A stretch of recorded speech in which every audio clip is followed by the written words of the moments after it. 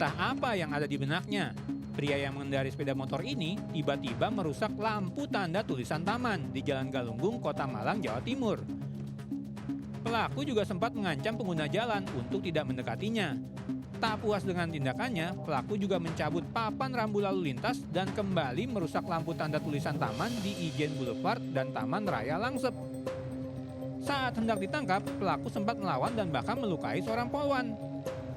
Pria 40 tahun ini mengaku frustasi tak kunjung dapat pekerjaan dan sudah 3 hari mencari istrinya yang pergi dari rumah.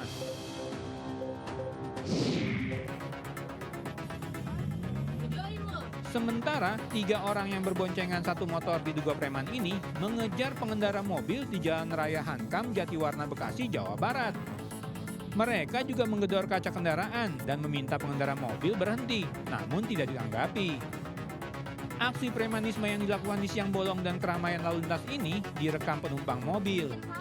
Diduga ketiga pelaku ini sengaja mencari masalah dengan berkendara secara jejak di depan mobil korban. Saat hendak disalip, korban justru menjadi sasaran tindakan agresif para pelaku. Naasnya, korban yang melapor ke pihak berwajib merasa tidak mendapatkan tanggapan yang memadai.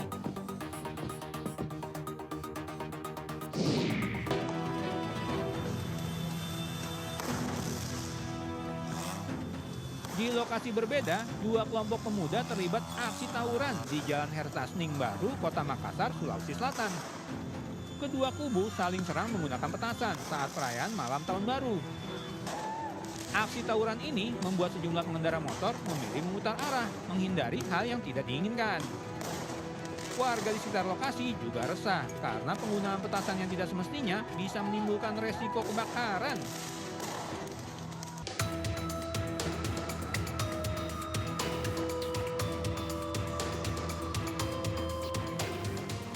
Nasib naas menimpa seorang ibu rumah tangga di Palembang, Sumatera Selatan.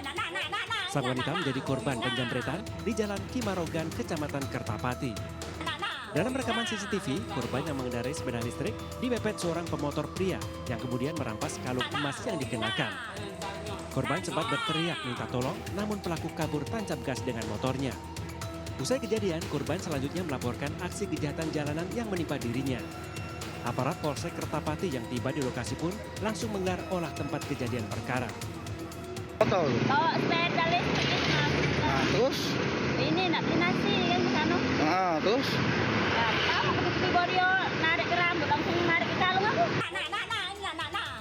Berbekal rekaman CCTV, polisi kini melakukan pengejaran terhadap pelaku penjamretan. Kasus ini menjadi pelajaran bagi para ibu-ibu agar tidak menggunakan perhiasan mencolok, terutama saat berkendara motor. Dari Palembang, Sumatera Selatan, Muhammad David, iNews melaporkan.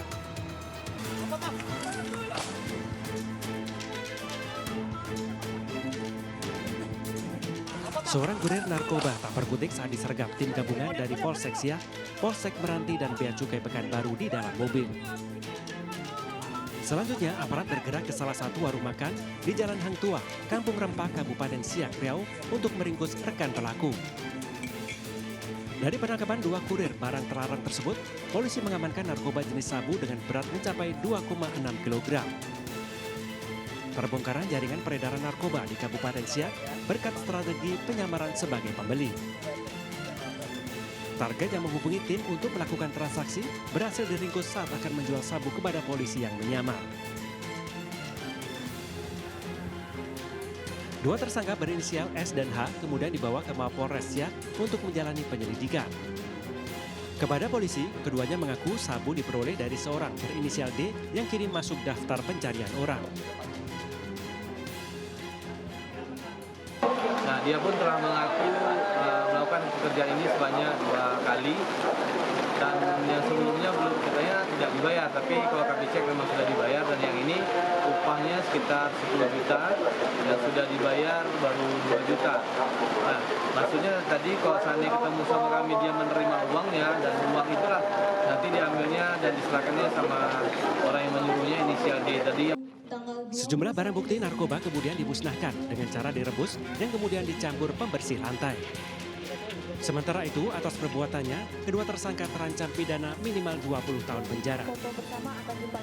Dari Kabupaten Siak, Riau, Eliswanti, iNews melaporkan.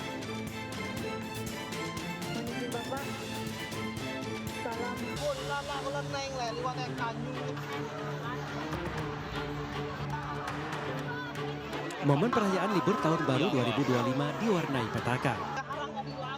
Seperti yang terjadi di objek wisata Sungai Malus di Kelurahan Petanan, Kota Lubuk Linggau. Jembatan gantung yang menjadi akses utama objek wisata tersebut tiba-tiba ambruk saat ramai pengunjung. Diduga struktur jembatan tak kuat menahan beban berat dari ratusan pengunjung yang naik di atas jembatan. Selain kelebihan beban, kurangnya pengawasan dan minimnya protokol keselamatan diduga menjadi penyebab utama ambruknya jembatan. Akibat insiden tersebut, puluhan pengunjung mengalami luka-luka dan dievakuasi ke rumah sakit di Kota Lubuk Linggau.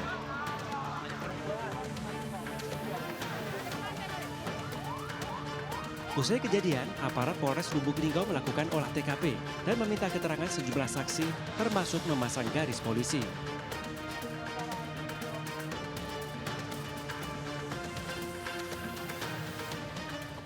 Penyebab jembatan sendiri putus itu karena apa ya tadi, Bu? Kebanyakan wong tadi nah. Penuh jembatan tadi. Ada bunyi itu merak tadi langsung jatuh, mekek kalau wong tadi. Ada seratusan, Bu, orang di atas jembatan tadi. Lebih. Akibat insiden jembatan putus, Pemda setempat menutup objek wisata yang dikelola secara swadaya oleh masyarakat sekitar. Dari Lubuk Linggau, Sumatera Selatan, Sudirman, iNews melaporkan.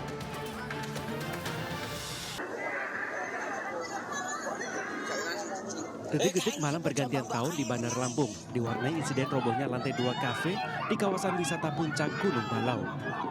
Kafe yang dibangun menggunakan kayu dan papan ini diduga tidak mampu menahan beban akibat jumlah pengunjung yang melebihi kapasitas. Peristiwa ini terjadi ketika para pengunjung tengah menikmati malam sambil menantikan detik-detik pesta kembang api dari atas ketinggian puncak bukit. 5 orang pengunjung menjadi korban akibat terjatuh dari lantai 2 bangunan kafe yang roboh.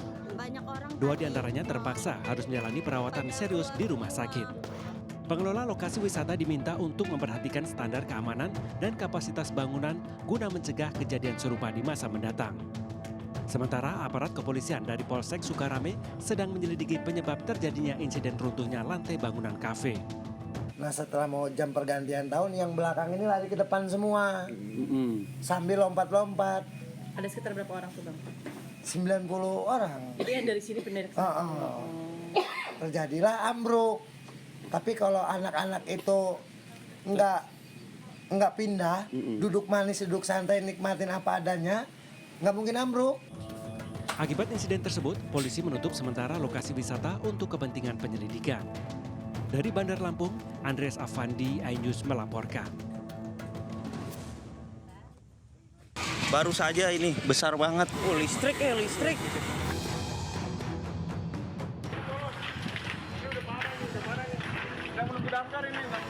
Si Jago Merah kembali mengamuk di wilayah Jakarta. Oh, listrik ya, listrik. Kali ini membakar sebuah rumah yang dijadikan tempat usaha di Jalan Cempaka Putih Tengah, Jakarta Pusat. Wah, baru saja ini, besar banget. Ya Allah. Ini listrik. Udah. Banyaknya material mudah terbakar masih dan meledak-meledak kencangnya gitu. tiupan angin membuat api cepat membesar kedeketan hingga nih. mengepulkan asap tebal ke udara.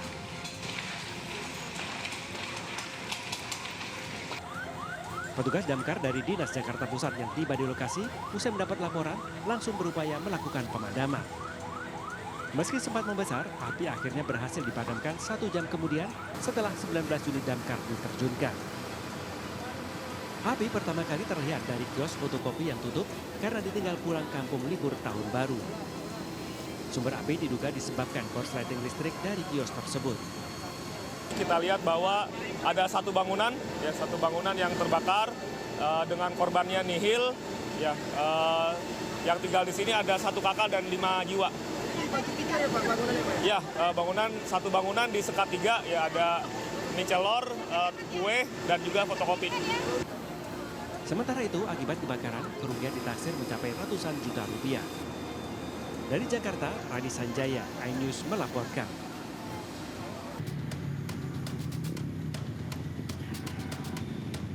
Diduga mabuk di malam pergantian tahun, sebuah minibus yang berisikan 4 orang terbalik usai ngebut dan menabrak separator busway di kawasan Paku Buwono, Kebayoran Baru, Jakarta Selatan.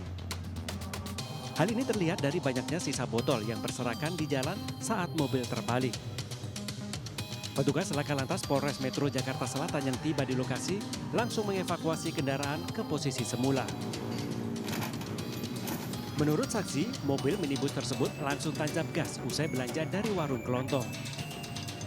Naas, mobil itu malah menghantam pembatas jalan dari jalanan yang agak berkelok dari arah Senayan menuju Blok M.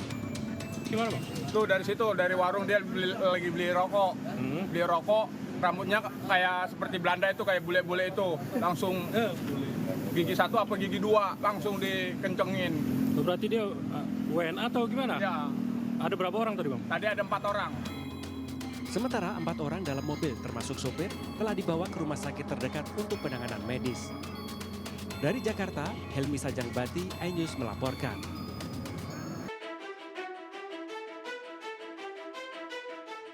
Kobaran api dengan cepat membakar sebuah truk box muatan paket ekspedisi yang terparkir di area gudang di Gedebage, Kecamatan Panyilekan, Kota Bandung, Jawa Barat.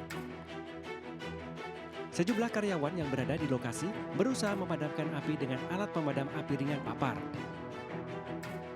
Diduga api berasal dari dalam truk box saat dilakukan bongkar muat lalu menyambar ke barang lainnya. Setelah 1 jam berselang, petugas damkar berhasil memadamkan kobaran si jago merah. Meski tak menimbulkan korban luka maupun jiwa, namun kerugian diperkirakan mencapai ratusan juta rupiah. Ini nunggu pemadam loh, apinya makin gede. Malam pergantian tahun 2025 membawa kesedihan bagi warga di Jalan Cakung Dren, Cilincing, Jakarta Utara. Akibat musibah kebakaran, 3 rumah semi permanen dan 3 bedeng ludes terbakar. Selain itu, seorang lansia juga mengalami luka bakar. Diduga peristiwa kebakaran akibat letusan petasan yang mengenai sebuah gubuk dan api menjalar ke bangunan di dekatnya.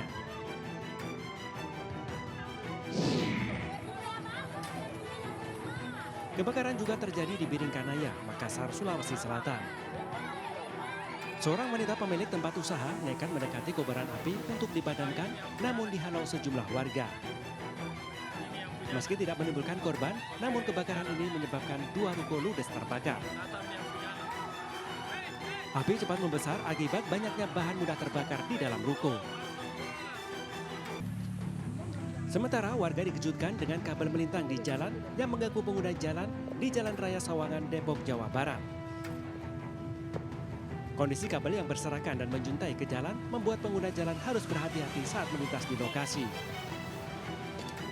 Bahkan sejumlah pengendara mobil yang khawatir memilih memutar arah menghindari hal yang tidak diinginkan. Diduga kabel tersebut tertarik bus yang melintas hingga terbakar lalu menjuntai ke jalan raya.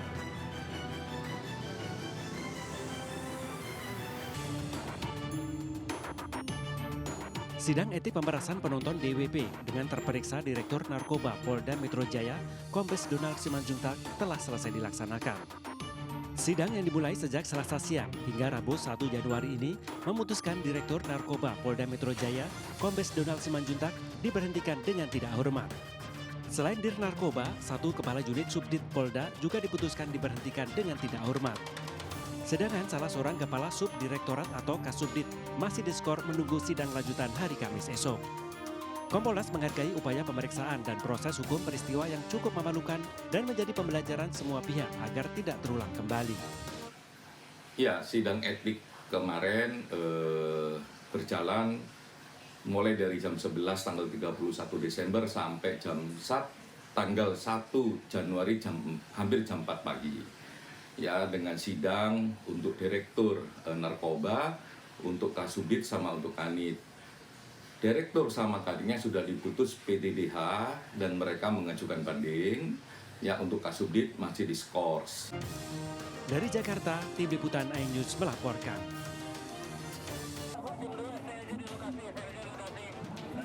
Petugas mengevakuasi korban ledakan petasan di tengah kepadatan pengunjung di kawasan Taman Pedestrian Jam Gadang, Kota Bukit Tinggi, Sumatera Barat. 2 orang pengunjung menjadi korban ledakan petasan saat pesta kembang api momen malam pergantian tahun 2025. Saat kejadian, korban bersama keluarganya sedang melihat kembang api dari bawah menara Jam Gadang. Tiba-tiba ada kembang api atau petasan yang dinyalakan pengunjung lain jatuh dan meledak mengenai korban. Salah seorang korban terluka pada mata, terkena percikan ledakan kembang api yang meledak di bawah. Sementara seorang korban lainnya mengalami luka bakar di bagian lengan. Ya, lagi duduk. Terus? Mercon sudah di depan, mercon tuh mati. Terbang lagi mercon hidup. Korban mengalami luka bakar di bawah 5%. Saat ini kedua korban pun dalam kondisi stabil dan telah dibawa pulang pihak keluarga. Dari Bukit Tinggi, Sumatera Barat, Wahyu Sikumbang, iNews melaporkan.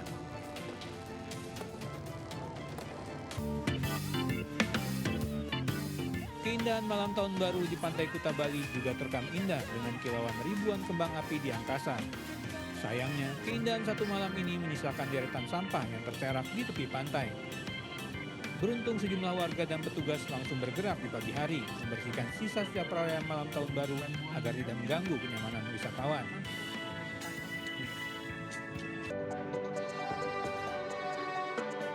Albert beserta istrinya, Siti Anissa, sangat antusias mengikuti kegiatan pemeriksaan kesehatan gratis yang dilaksanakan oleh kawasan ekonomi khusus MNC Lido City bekerjasama dengan PT MNC Land Tbk dan MNC Peduli. Sambil menggendong buah hatinya yang masih berusia 8 bulan, pasangan suami istri ini bergegas menuju lokasi di kantor desa Wates Jaya dan langsung menjalani sejumlah pemeriksaan kesehatan mulai dari tensi darah, gula darah, hingga asam urat. Pemeriksaan kesehatan gratis ini sangat membantu Siti Anissa yang harus mengontrol penyakit gula darah yang sudah dideritanya selama 1 tahun lebih.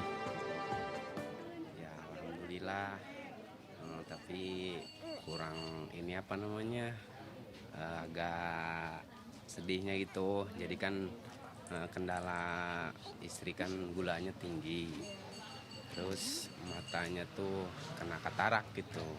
Alhamdulillah menurut saya mah ya sangat bagus gitu. Jadi membantu masyarakat yang membutuhkan gitu. Mudah-mudahan kegiatan ini bermanfaat dari segi bidang kesehatan sehingga dapat melakukan pengobatan gratis untuk masyarakat Desa Wates Jaya. Mudah-mudahan kedepannya pihak MNC Land dan MNC Peduli bisa melaksanakan kegiatan-kegiatan lainnya yang berada di Desa Wates Jaya. Program pemeriksaan kesehatan gratis ini bukan yang pertama kali dilakukan untuk warga Kecamatan Cigombong.